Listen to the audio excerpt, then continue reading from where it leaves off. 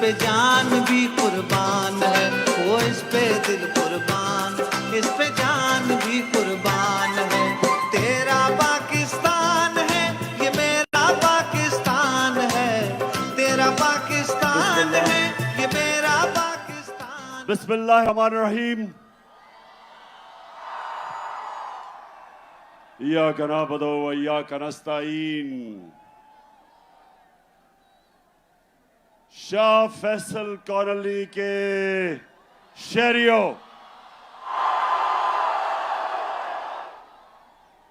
Families, इतनी तादाद में आपको खुशामदीद कहता हूं। और मेरे नौजवान, मैं इस शानदार इस्तकबाल का फिर से शुक्रिया अदा करता हूं।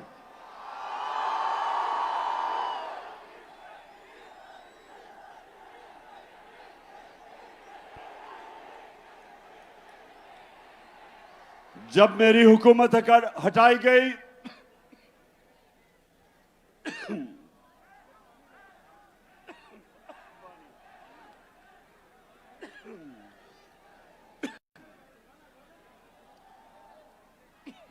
पे जान भी कुर्बान है, वो इस पे दिल कुर्बान, इस भी कुर्बान। जब एक बैरूनी साजिश के तहत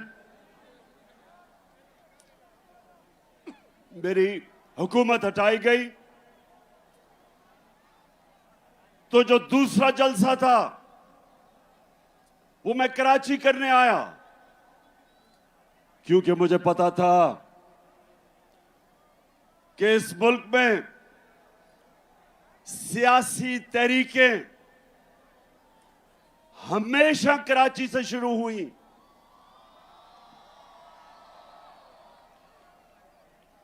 कराची के लोग शऊर रखने वाले लोग हैं, सियासत को समझने वाले लोग हैं, और इसलिए मैं आपके पास तब आया। और मुझे अभी भी याद है कि मज़ार कायद पे जिस तरह मेरी कराची की आवाम निकली और मेरी हौसला अफजाई की, मैं उसका भी आज शुक्रिया अदा करना चाहता हूं आपका। अब 2 बाई इलेक्शन है इतवार को, 2 बाय इलेक्शन हो रहे हैं इतवार को, मलीर में और कुरंगी में। तो मैं आज इधर शाह फैसल कॉलोनी में खड़े होकर सारे पाकिस्तान को कह रहा हूं, सारे मुल्क को मैं आज पैगाम दे रहा हूं कि ये इलेक्शन नहीं हो रहे, ये मुल्क का रेफरेंडम हो रहा है, ये मुल्क का फैसला होने जा रहा है। मेरे पाकिस्तानियों, एक मुल्क जो अल्लाह ने हमें एक तोहफा दिया था पाकिस्तान का, वो आज एक फैसला कुन वक्त पे खड़ा है। एक तरफ पाकिस्तान के बड़े बड़े डाकू जो 30 साल से इस मुल्क को लूट रहे हैं, चोरी करते हैं, और जब एहतसाब होने लगता है बाहर भाग जाते हैं, फिर डील करते हैं, एनआरओ लेके वापस आ जाते हैं, फिर लूटते हैं, फिर जब एहतसाब होने लगता है फिर बाहर भाग जाते हैं, एनआरओ लेके वापस आते हैं। ये अमीर तरीन होते जा रहे हैं, कौम मकरूज होती जा रही है। जब से ये आए हैं 6 महीने में, और कराची के लोगों, आप शऊर रखने वाले लोगों, ये पाकिस्तान का फाइनेंशियल कैपिटल है। कराची ऊपर जाता है तो पाकिस्तान ऊपर जाता है।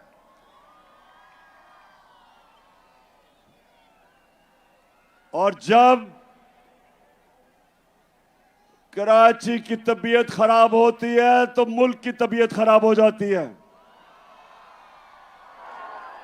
ये पाकिस्तान का फाइनेंस का इंजन है, ये आगे लेके चलता है और मुल्क आगे जाता है। तो कराची, आप सब जानते हैं कि जब से ये आए हैं चोर, एक साजिश के तहत, बैरूनी साजिश के तहत, और जब से ये मुल्क के ऊपर मुसल्लत किए गए, महंगाई के सारे रिकॉर्ड टूट गए। 50 साल में मुल्क की सबसे ज्यादा महंगाई। यहां फैमिलीज बैठी हैं, जब बिजली के बिल आते हैं तो आप सब जानते हैं कि कभी इस मुल्क के अंदर इतनी महंगी बिजली, और खास तौर पे जो तनख्वाहदार तबका है, बिजली, अभी गैस बढ़ने वाली है, लोड शेडिंग, पेट्रोल और डीजल 150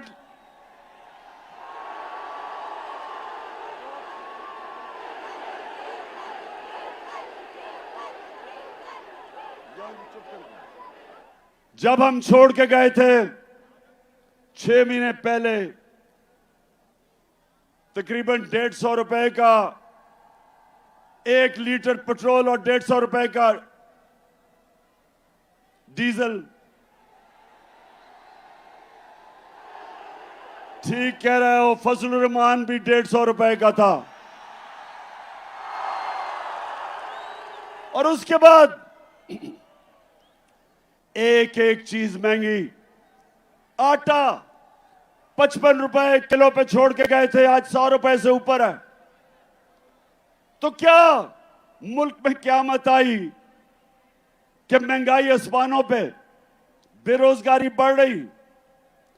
आज मैं फिर से कहता हूं, तनख्वाहदार तबकों के लिए, उनके पास तनख्वाहें नहीं बिल देने के लिए, और जबकि कौम गरीब हो रही, कौम मुश्किल में मकरूज, रुपया 30% रुपया गिरा है। मेरे कराची के लोगों, जब रुपया 30% गिरता है डॉलर के मुकाबले में, तो आप ये समझें कि अगर आप बैंक में आपका 100 रुपया पड़ा था, उसकी सिर्फ 70 रुपया रह जाता है। और ये जिनके बाहर अरबों डॉलर बाहर पड़े हैं, इनकी दौलत में इजाफा हो जाता है, क्योंकि डॉलर ऊपर चला जाता है। ये 30% ऊपर, मुल्क 30% नीचे। तो सवाल यह है कि जिन लोगों ने इनको हमारे ऊपर मुसल्लत किया, आज सारी कौम सवाल पूछ रही है कि जो आपने साजिश करके इन चोरों को हमारे ऊपर बिठाया, तारीख, इस मुल्क की तारीख आपको नहीं भूलेगी। ये कौम आपको नहीं भूलेगी जो आपने जुल्म किया इस कौम के साथ। दुश्मन भी ना करे, दुश्मन भी वो नुकसान नहीं पहुंचा सकता था पाकिस्तान का, जो इन चोरों को हमारे ऊपर मुसल्लत करके नुकसान पहुंचाया। तो ये रेफरेंडम है, परसों जो इलेक्शन है, 8 जगह मैं इलेक्शन इसलिए लड़ा हूं कि मैं अपनी कौम को बताना चाहता हूं कि हमने फैसला करना है। क्या हमने भेड़ बकरियों की तरह इनकी गुलामी करनी है, चोरों की,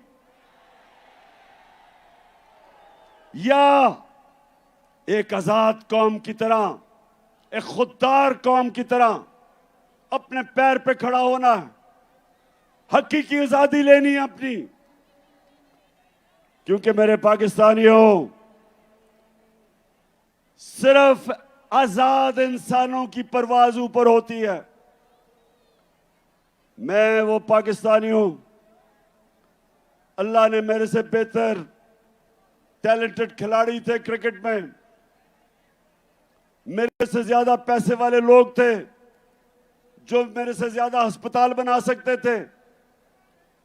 पॉलिटिक्स में मेरे से ऐसे लोग थे जिनकी खानदान पॉलिटिक्स में थे, मेरा तो कोई खानदान पॉलिटिक्स में नहीं था। लेकिन मेरे पाकिस्तानी अल्लाह ने कामयाबी मुझे इसलिए दी क्योंकि मैं एक आजाद इंसान हूं, मैं आजाद हूं, मैंने किसी की गुलामी नहीं की। मैं ला इलाहा इल्लल्लाह,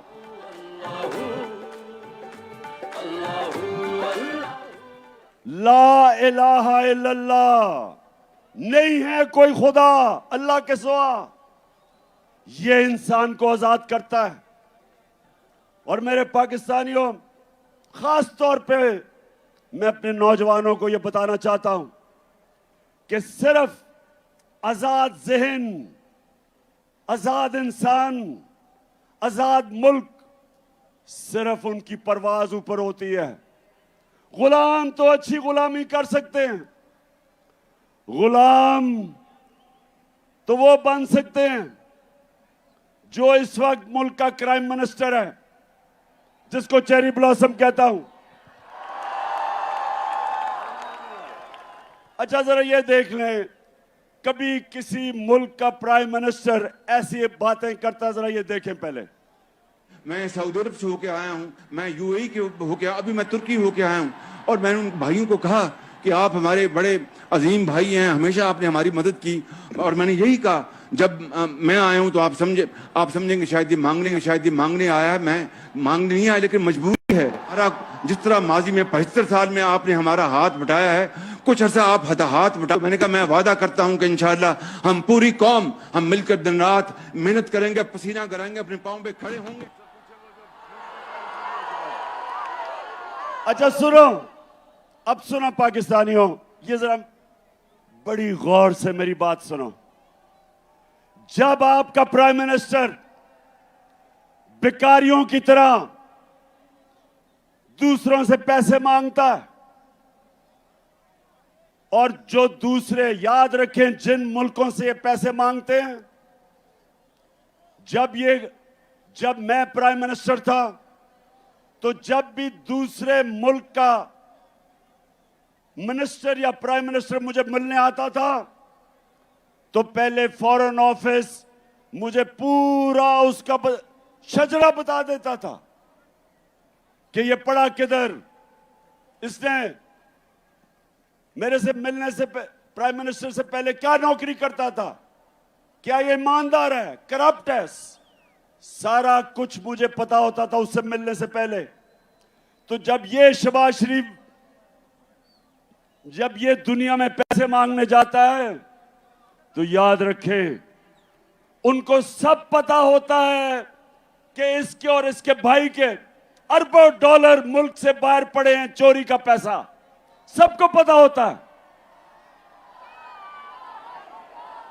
तो जब अपना पैसा मुल्क से बाहर ले जाओ चोरी करके और दूसरों को कहो पाकिस्तान में पैसा दो, लोग आपको हकारत की नजर से देखते हैं, लोग आपको जलील करते हैं।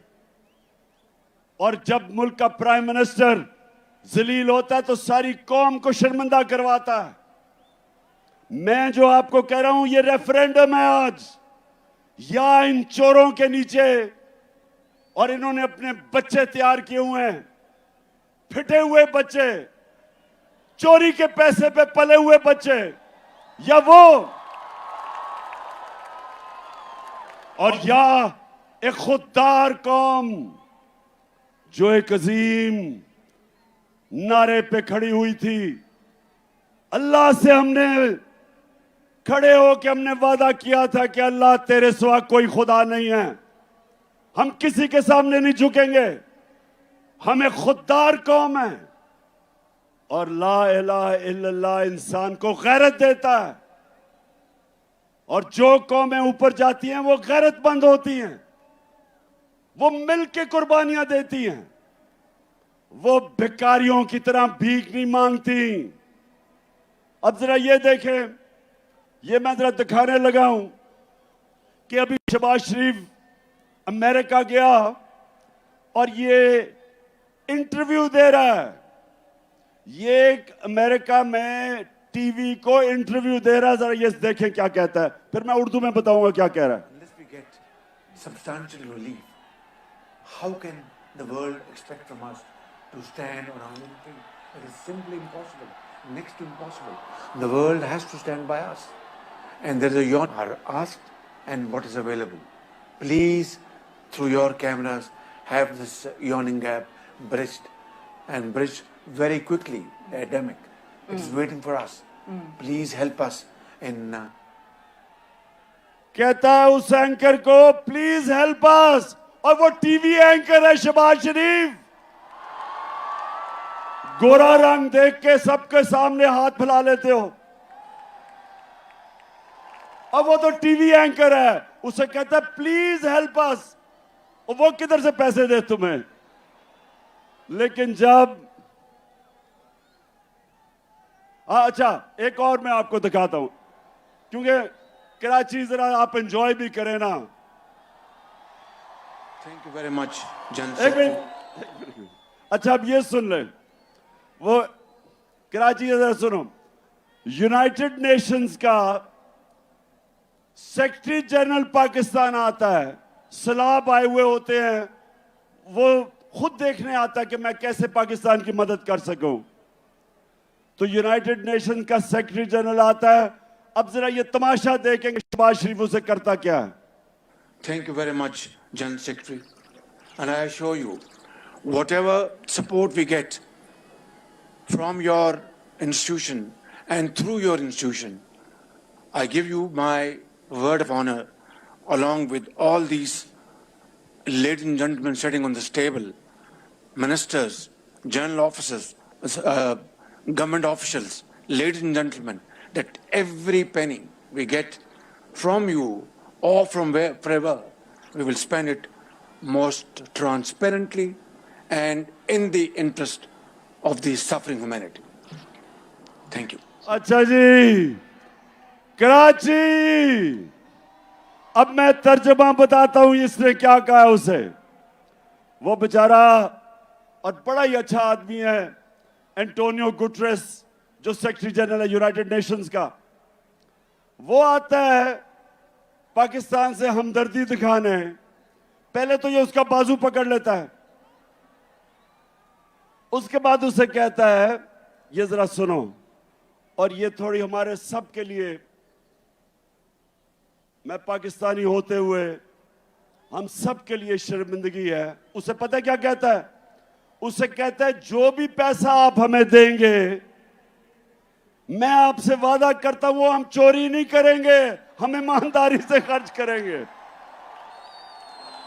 सितम के कोहे गरा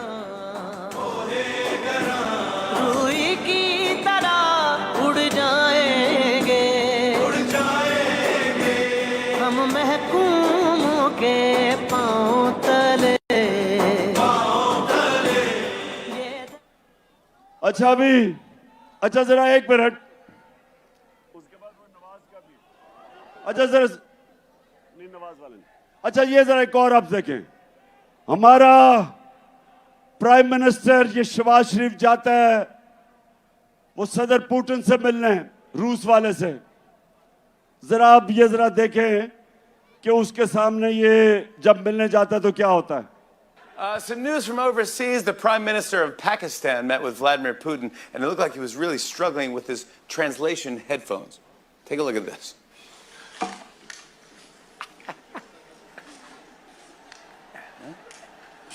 गौर से देखें, गौर से।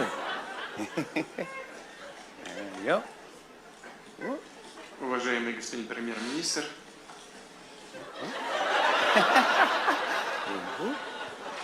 Hold on. can somebody help me? Yeah, there you go. There you go. There we go. Уважаемый господин премьер-министр, идет перевод? Все нормально?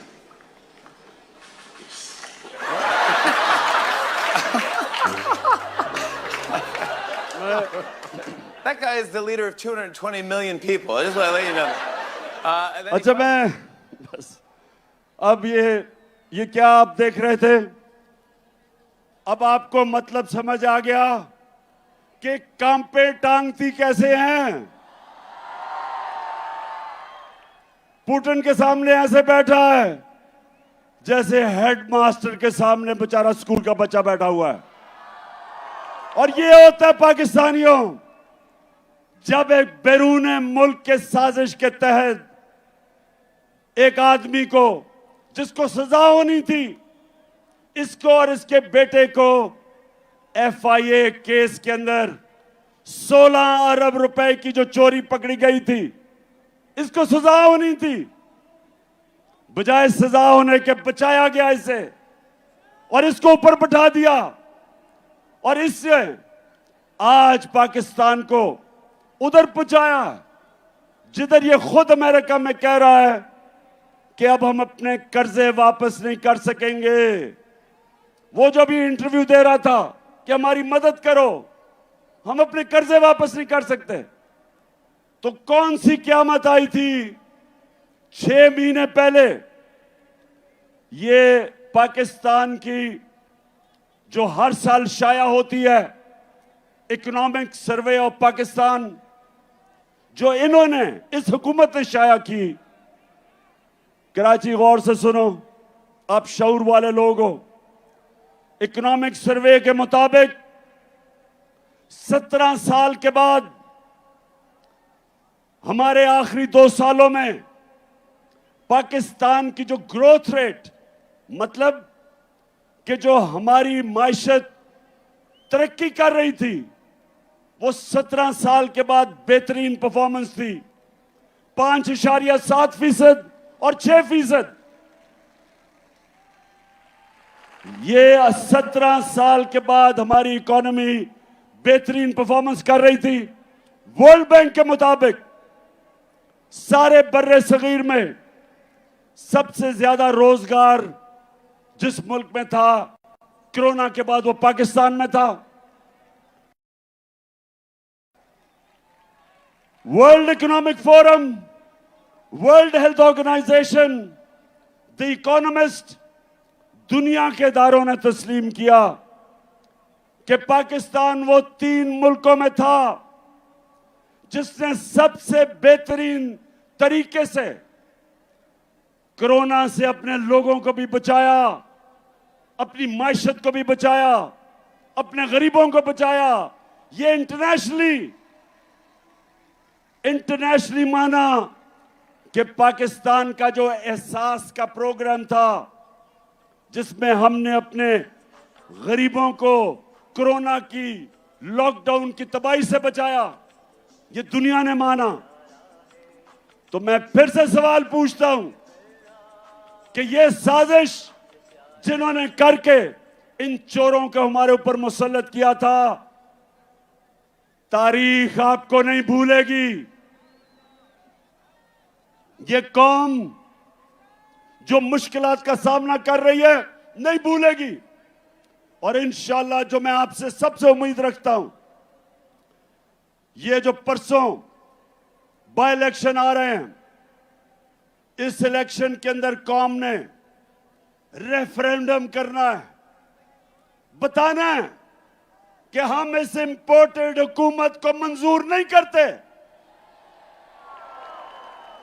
हम इन चोरों को जो 30 साल से 2 बड़े बड़े डाकू खानदान जो चोरी करके पैसा बाहर लेके जा रहे थे, हम कभी इनको कबूल नहीं करेंगे। और मैं इसके साथ आज सबको बता दूं कि इंशाअल्लाह इस मुल्क की तारीख का सबसे बड़ा जो मैं मार्च करने लगा हूं, जिसकी मैं कॉल देने लगा हूं, इस मुल्क की सबसे बड़ी मुजाहरा होगा।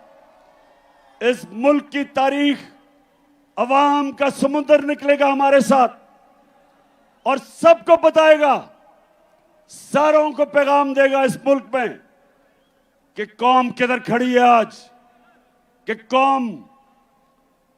कौम इसको सियासत नहीं समझ रही, हम अपनी हकीकी आजादी की जहाद समझ रहे हैं।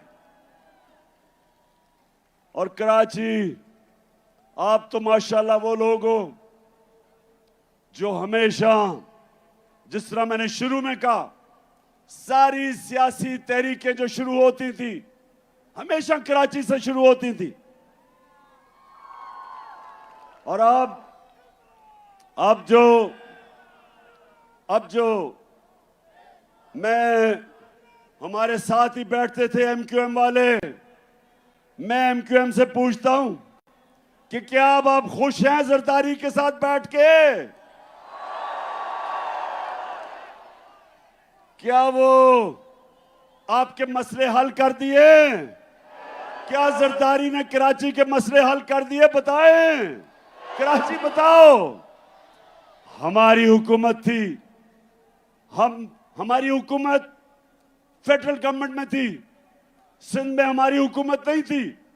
उसके बावजूद हमने कराची सर्कुलर रेलवे का शुरू किया, एक्निक से पास किया, हमने ग्रीन लाइन शुरू की, बस सर्विस। और जो सबसे बड़ा कराची का मसला है पानी का, K4 जो 15 साल से रुका हुआ था, वो हमने शुरू किया ताकि कराची के लोगों को पानी मिले। तो कराची इंशाल्लाह, जो मुझे नजर आ रहा है, 26 साल से मैं जद्दोजहद कर रहा हूं, मुझे पहली दफा नजर आ रहा है कि अंदरूने सिंध के लोग वो भी हकीकी आजादी के लिए तैयार बैठे हैं। है ये राहे अमल, आओ हम सब साथ चले, मुश्किल हो या आसानी, साथ में डाले हाथ चले। धड़कन है पंजाब मगर दिल अपना मैदान है। मैं भी पाकिस्तान हूँ, तू भी पाकिस्तान है। तू तो मेरी जान है, तू तो मेरी आन है, तू मेरा ईमान है। इंशाल्लाह अंदरूने सिंध के लोग तैयार हो जाओ। मैं ये मार्च से फारग हो लूं, मेरा फिर पूरा रुख अंदरूने सिंध पे है, और फिर कराची भी आऊंगा।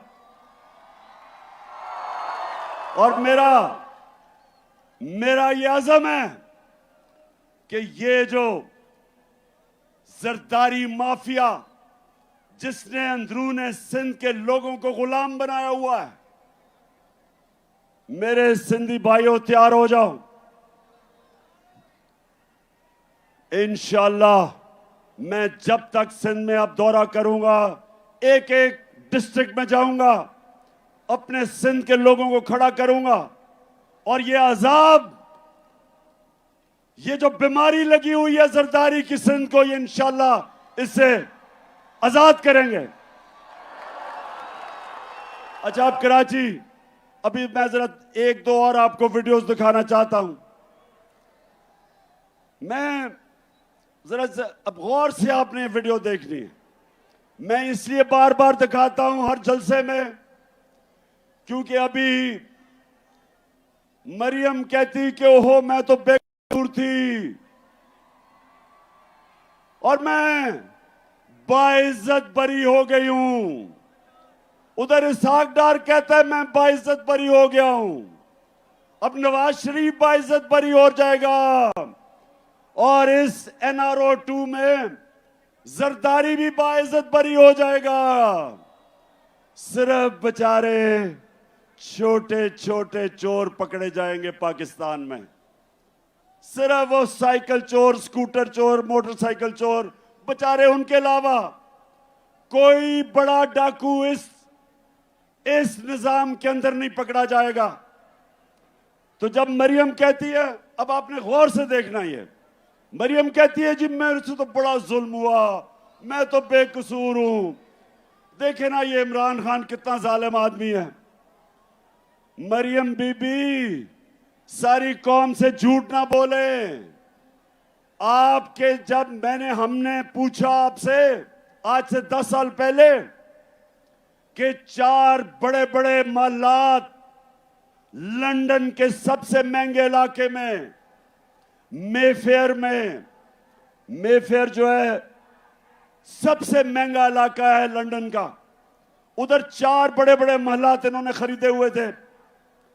तो जब मैंने इससे पूछा कि बताओ कि ये महलात किधर से आए, कौन से पैसे से आए, तो मरियम क्या कहती है ये जरा देखें। 10 साल पहले इस तरह मुझे लगा कि आप लोगों को बेवकूफ नहीं बना सकते। मेरी सेंट्रल लंदन में प्रॉपर्टीज तो दूर की बात है, मेरी पाकिस्तान में भी कोई प्रॉपर्टी नहीं है। मैं अपने वालिद के साथ है और मुझे समझ नहीं आई कि मेरी और मेरी वालदा की और बहन भाइयों की प्रॉपर्टीज ये कहाँ से निकाल के ले आए हैं। मेरे नाम पाकिस्तान में कोई प्रॉपर्टी नहीं है, ये तो इंग्लैंड की बात है। सुन लिया। अब ये कब था? ये था 2014 में। बेचारी मरियम को नहीं पता था कि अल्लाह अल हक है और वो सच सामने ले आता है। 2 साल के बाद एक इंटरनेशनल इंकशाफ हुआ, पैनामा पेपर्स। पैनामा में जो इन्होंने ऑफशोर कंपनीज लेके बड़े बड़े दुनिया के वजीरों ने, प्राइम मिनिस्टर ने छुपाए हुए थे अपने असासे, उसे नहीं पता था कि वो इंकशाफ हो जाएगा और वो एकदम इनका नाम आ जाएगा कि जी मरियम के नाम पे वो 4 बड़े बड़े महलात हैं। तो पहले कहती कि लंदन तो छोड़ो, पाकिस्तान में भी कोई प्रॉपर्टी नहीं है। अब जब इंकशाफ होता है तो मरियम का भाई हुसैन शरीफ क्या कहता है, सुने। मैं इस बात को तस्लीम करता हूँ कि अल्हम्दुलिल्लाह पाक लेन के ऊपर जो अपार्टमेंट्स हैं वो अल्हम्दुलिल्लाह हमारे हैं। मैं इस बात को तस्लीम करता हूँ कि उनको ऑफशोर कंपनीज नेस्कॉल लिमिटेड और नीलसन लिमिटेड जो है उनको ओन करती हैं। और मैं आपको ये भी अर्ज करता हूँ उनको होल्ड कर रही है इस वक्त मरियम नवाज शरीफ, मेरी हमशीरा जो है। ठीक है जी, ठीक है। सुन लिया सबने। कहती कोई प्रॉपर्टी नहीं है। भाई जब पकड़े गए तो उन्होंने कहा जनाब ये तो मेरी बहन मालिक है इन 4 बड़े बड़े फ्लैट्स की। तो जब ये पता चला कराची, फिर क्या हुआ? अब मरियम ने देखा कि अगर मरियम के पास तो पैसा ही नहीं था लेने के लिए, तो वो क्या कहती? अब वो अगर बाप का नाम लेती तो बाप के पास तो खुद उसने पैसा नहीं दिखाया, इसका मतलब चोरी का पैसा था। तो मरियम को बड़ा एक जबरदस्त आइडिया आया। उसने कहा हमारा दादा बहुत पैसे वाले था, अरबोपति था हमारा दादा। अब दादे से कौन पूछेगा, वो तो दूसरी दुनिया में जा चुका था। तो ये सुने जरा मरियम क्या कहती है। हसन हुसैन के पास आज जो भी है वो एक अरबपति दादा के पोते हैं। उस अरबपति दादा के पोते हैं जो 1960s और 70s में पाकिस्तान का अमीर तरीन इंसान था। ये जो एसेट्स हैं, ये जो बिजनेस के लिए पैसा है, ये सारा दादा से डायरेक्टली बच्चों को ट्रांसफर हुआ। तो समझ गए, डायरेक्टली दादा ने बच्चों को पैसा दे दिया। दादा अरबपति था। अब कराची, अब दादा तो दुनिया में नहीं था, लेकिन वो दादा शहबाज शरीफ का बाप था। मरियम का दादा शहबाज शरीफ का बाप था। अब शहबाज शरीफ अपने बाप के मुतल्लिक क्या कह रहा है, ये सुने। मेरे खानदान को 22 खानदानों में शुमार नहीं होता था। मुझे इसके ऊपर बाइस फख्र है कि मेरे वालिद का ताल्लुक एक गरीब किसान के घराने से था, हिंदुस्तान से। वो तो कराची अल्लाह अल हक है, ये याद रखना। उसका वादा है, कि सच सामने आएगा। और अब जो मैं आप सबको आज कराची आया खास तौर पे कि मैं आप सबकी कुरंगी और मलीर खास तौर पे जिधर इलेक्शंस हैं, मैं आप सबकी ड्यूटी लगाने आया हूं। देखें, ये फैसला होने लगा आपके मुस्तकबिल का। एक तरफ ये चोर हैं जो यहां से चोरी करके पैसा बाहर मुल्क को लूटने आते हैं, एनआरओ लेते हैं और फिर बाहर चले जाते हैं। और दूसरी तरफ ये वक्त आ गया कि हम सब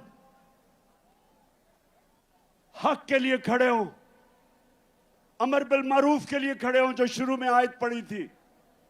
अल्लाह का हुक्म है, अल्लाह का सबको हुक्म है कि अच्छाई हक के साथ खड़े हो और बुराई के खिलाफ खड़े हो। अल्लाह ने हमें किसी को इजाजत नहीं दी न्यूट्रल रहने की। उसने हमें सबको कहा कि अच्छाई के साथ खड़े हो, इन चोरों के साथ ना खड़े हो। ये इलेक्शन रेफरेंडम है और मैं अपनी सारी कौम को कह रहा हूं कि निकलना है। इसको आपने अपना इलेक्शन नहीं, एक जहाद समझनी है इन चोरों के खिलाफ। और मैं सबसे आपसे उम्मीद रखता हूं कि आपने अपनी पूरी कोशिश करनी है, क्योंकि ये इमरान खान अकेले ने ठेका नहीं लिया हुआ करप्शन के खिलाफ जंग लड़ने का, ये आपका भी है जिम्मेदारी। तू अड़ जा फिर से, तू डट जा फिर से, वो बल्ला घुमा।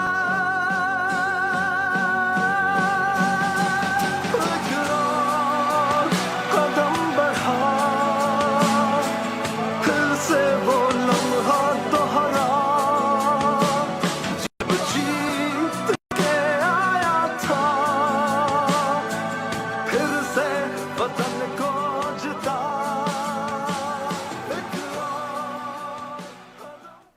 तो मेरे पाकिस्तानियों, मैं सिर्फ आखिर में आपको एक बात कहना चाहता हूं। अल्लाह ने हमें अपनी सबसे अजीम मखलूक बनाया, अशरफुल मखलूकात। फरिश्तों को हुक्म दिया कि इंसान के सामने झुको, और जब शैतान ने कहा कि मैं आग का बना हुआ हूं, ये तो मिट्टी का बना हुआ है, मैं नहीं झुकता, तो अल्लाह ने कहा कि तुम्हें भी नहीं पता कि इंसान में मैंने क्या सलाहियतें दी हैं, क्या पावर दी है। मेरे पाकिस्तानियों, अपनी सलाहियतें पहचानो, अपनी ताकत पहचानो। आपका मुस्तकबिल इन चोरों के नीचे नहीं है। आपका मुस्तकबिल इन चोरों के नीचे सिर्फ उसके सामने जिल्लत है। आपका जो अजीम मकसद, अजीम नारे पे पाकिस्तान बना था, अजीम लीडर था कायदे आजम मोहम्मद अली जिन्ना, अजीम नजरियाती लीडर इलामा इकबाल थे।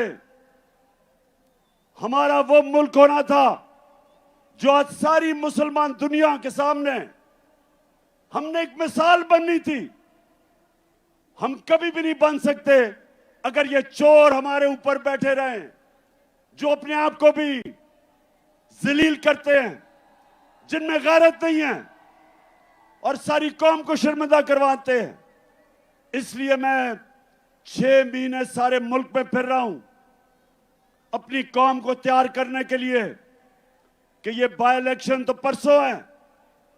मैं आपको कॉल देने लगा हूं और आपने सबने निकलना है अपने लिए, अपने बच्चों के लिए, अपने मुल्क के मुस्तकबिल के लिए। ये एक अजीम मुल्क है, सब कुछ दिया अल्लाह ने। तो अब आखिर में सब हाथ उठा के आपने मेरे साथ हल्फ ले लेना है, सबने मेरे साथ हल्फ लेना है। मैं यहां से पढ़ूंगा, आपने बाबा से बुलंद रिपीट करना है। टीवी पे जो लोग हमें देख रहे हैं वो भी हमारे साथ शरीक हो जाएं। बिस्मिल्लाहिर्रहमानिर्रहीम। हम हल्फ उठाते हैं कि हम पाकिस्तान के आइन की हमेशा पासदारी करेंगे। हम पाकिस्तान की खुदमुख्तारी का तहफ़्फ़ुज़ करेंगे कि हम कभी भी अल्लाह के सिवा किसी के सामने नहीं झुकेंगे और हम पाकिस्तान की हकीकी आजादी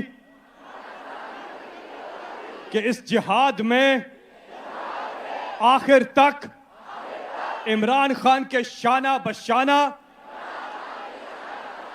जदोजहद करेंगे और हर किस्म की कुर्बानी के लिए तैयार रहेंगे। अल्लाह हम सबका हामी और नासिर हो। आमीन। कराची, आपका दिल से शुक्रिया अदा करता हूं। बहुत बहुत शुक्रिया। पाकिस्तान जिंदाबाद।